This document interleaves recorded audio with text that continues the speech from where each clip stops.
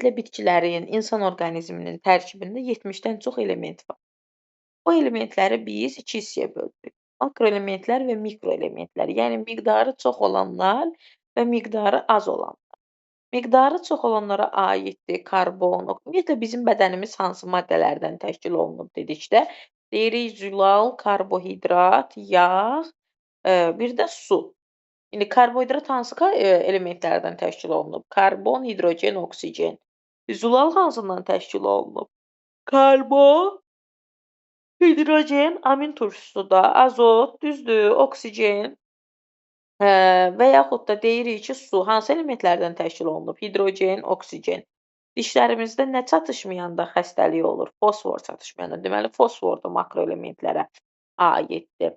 Saçımız nə zaman tökülür? Kükürt çatışmamazlığında. Deməli, kükürt də makroelementlərə aiddir. Sümüyümüz nə vaxt zəifləyir? Kalsium çatışmamazlığında. Kalium çatışmayanda böyrəklərimizdə xəstəlik yaranır. Maqnezium çatmayanda bizim zehni fəaliyyətimiz ləngiyir. Bu kimi şeylər var ki, indi bunları 7-ci sinif kimya kitabında keçirlər uşaqlar. Onlara yəqin ki, oradan da suallar düşəcək. Prosta sizin bəxtiniz gətirib ki, düşmür sizə. Digər elementlərimiz isə mikroelementlərimizə, yəni az təşkil olunanlara aiddir.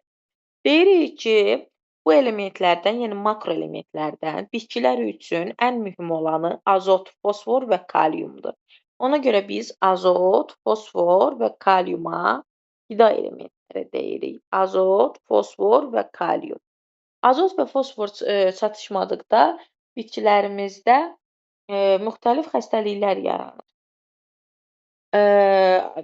Ona görə də biz deyirik ki, bitkilərin böyüməsi, normal inkişafı üçün azot, fosfor və kalium çatışmamazlığı olmamalıdır.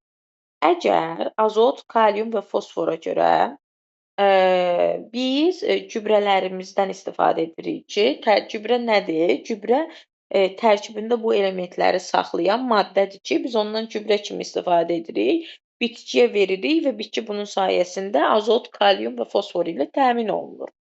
Əgər gübrənin tərkibində azot, fosfor və kaliumdan yalnız biri varsa, bu sadə gübrədir. İkisi və yaxud da ikisi və daha çoxu varsa, bu cür qida elementimiz isə mürəkkəb gübrədir. Elə biz buna görə gübrələri 2 hissəyə bölürük. Əgər maddənin tərkibində təkcə bir dənə azot varsa və yaxud da fosfor varsa və yaxud da kalium varsa, bu sadə gübrələrə aiddir. Amma yox, əgər həm azot, həm fosfor varsa, deməli bu mürəkkəb və yaxud da kompleks gübrədir. Kalium və fosfor varsa, o da elə həmçinin. Həm mürəkkəb, həm də və yaxud da kompleks gübrədir. Çünki 2 qida elementi var tərkibində. İndi gəlirik biz bu azotu, fosforu və kaliumu ayrı-ayrılıqda öyrənməyə. Deyirik ki, azotlu gübrələr ilk öncə. Azotlu gübrələrimiz çatışmadıqda bitkinin yaşıl kütləsinin böyüməsi ləngiyir. Bitkilərin zəif inkişaf edir. Yarpaqları solğunlaşır. Çünki bitkidə yaşıl hissəsi harda olur? Yarpaqda olur. Yarpaqlar solğunlaşır və saralır. Azotlu gübrələrimiz əsasən yaz vaxtlarında verilir ki, bitkinin yaşıllaşmasını təmin eləsin. Azotlu gübrələrimizə hansılara aiddir? Əzbərə bilməliyik. Azotlu gübrələrimizə mineral, yəni indi yazdığımız gübrələrlə yanaşı üzvü gübrələrimiz də aiddir. Yəni təbiətdə sərbəst halda tapılır. Üzvü gübrələrimiz dedikdə peyin, qış sılı nəzərdə tutulur, quş sılı nəzərdə tutulur. Mineral gübrələrimiz dedikdə isə adlarını deyim, sonra bir-bir yazacağam. İlk öncə amoniaklı su, amonium şorası, amonium sulfat, karbamid, yəni sidik cövhəri, natrium şorası. Bunları biz azotlu gübrələrə aid edirik ki, hamısını da əzbərə bilməliyik. Amoniaklı su deyəndə, yəni NH3-ü suda həll edirik. Ya NH3 vurulsun su kimi, ya da NH4OH kimi yazılır. Amoniaklı sudur. Alınması necədir? Amoniakın üzərinə su gəlirik və NH4OH alırıq. İkincisi amonium şorasıdır. Amonium şoram NH4NO3-dür. NH4NO3-ümdə NH3-ün üzərinə HNO3-ü gəlməklə alırıq. Reaksiyadan NH4NO3 alınır. Daha sonra amonium sulfat dedikdə, amoniakın üzərinə sulfat turşusunu gəlirik. 2 mol amoniakın üzərinə sulfat turşusunu gəlirik. Reaksiya nəticəsində alınır amonium sulfat. Karbamid sidik cövhəri dedikdə amoniakın üzərinə karbon qazını gəlirik.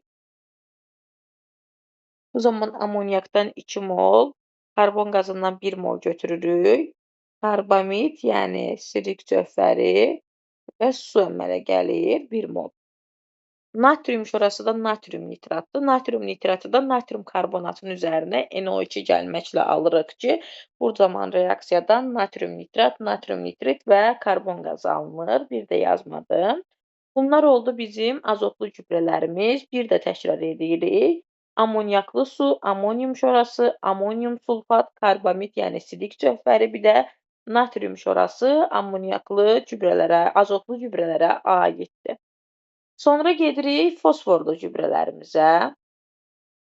Fosforlu gübrələrimizi dedikdə nəzərdə tuturuq. Deməli, fosforlu gübrələrimiz bitkilərdə baş verən oksidləşmə reduksiya proseslərini yaxşılaşdırır.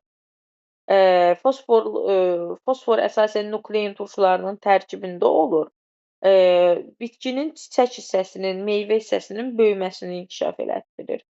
Azotlu gübrəmiz yaşıl hissəsi idi. Amma fosforlu gübrəmiz isə çiçəkli meyvə hissəsini, yəni çiçəyini, meyvəsini inkişaf etdirir. Fosforlu gübrələrimizə aiddir fosforit unu, yəni qısaca kalsium 3 PO4-2. Kalsium 3 PO4-2 onsuz da təbiətdə tapılır. Deyirik ki, fosfor yalnız birləşmələr şəklində tapılır. Ən əsas birləşməsi də fosforitdir. Kalsium 3 PO4-2-dir. Biz bu maddədən həm də gübrə kimi istifadə edirik. Təbiətdə tapılır deyə artıq bunun alınması bizə maraqlı deyil. Presipitat kalsium hidroortofosfat vurulsun 2 mol sudur. Əzbərə bilməliyik, qarışdırmamalıyıq. 2 mol sudur. Presipitatın alınması ya kalsium hidroksidin üzərinə ortofosfat turşusu gəlirik, ya da ki, kalsium karbonatın üzərinə ortofosfat turşusunu gəlməklə alırıq. Kalsium OH2, yəni kalsium hidroksidin üzərinə H3PO4-ü gəldikdə reaksiyadan alınır kalsium hidroortofosfat və 2 mol su. Kalsium karbonatın da üzərinə ortofosfat turşusunu gəldikdə həmçinin yenə alınır presipitat və karbon qazı. Sadə superfosfatla 2 qaz superfosfatı da əzbərə bilməliyik. Sadə superfosfat kalsium dihidroortofosfat vurulsun kalsium SO4-dür 2 mol. Kalsium dihidroortofosfatla kalsium SO4-ün qarışığını fosforitin üzərinə sulfat turşusu gəlməklə alırıq. O zaman kalsium dihidroortofosfat və kalsium SO4 alınır. 2 qat superfosfatımız isə sadəcə kalsium dihidroortofosfatdır. Onu da fosforitin üzərinə ortofosfat turşusunu gəlməklə alırıq.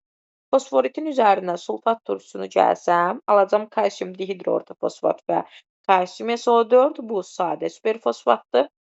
Fosforitin üzərinə H3PO4-ü gəldikdə isə kalsium dihidroortofosfat alacam. Bu isə 2 qat superfosfatdır. Bunları da nə etməliyik? Əzbərə bilməliyik. Gəlirik kaliumlu gübrələrimizə. Kaliumlu gübrələrimizə kalium xlorumuz, yəni silvinimiz aiddir. Kalium prosesi bitkilərdə fotosintez prosesini sürətləndirir. Yəni fotosintez prosesində nə toplanır? Karbohidrat toplanır. Ona görə deyirik ki, misal üçün, kartofda nişastanın toplanılması, şəkər çuğurundurunda şəkərin toplanılması, dənli bitkilərin gövdələrinin möhkəmlənməsini təmin edir. Təbiətdə sərbəst halda yayılır silvin, yəni kalium xlor. Kaliumlu sadə gübrə kimi kaliumlu silvindən istifadə edirik. Kalium xlordan istifadə edirik.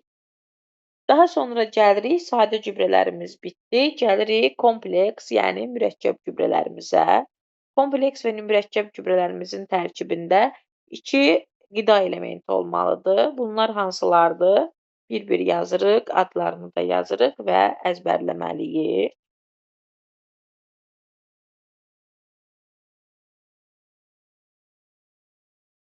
Deyirik ki, nitrofoska. Nitrofoskamız nədir? Amonium hidroortofosfat, amonium nitrat,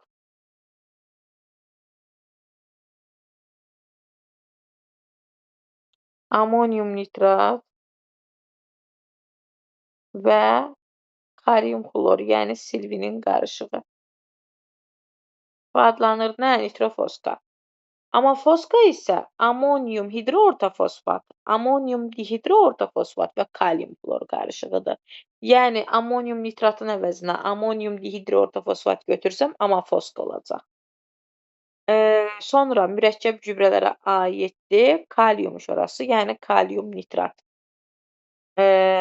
Sonra kalium nitratın maraqlı bir alınma reaksiyası var. Bilək, kalium xlorun üzərinə natrium nitrat gəldikdə, bax belə göstərilir 100 dərəcə. Çünki reaksiya nəticəsində çöküntü alınmır deyə reaksiya axıra qədər getmir əslində. Kalium NO3 və natrium xlor alınır burdan. Sonra amafos və diamafos qaldı.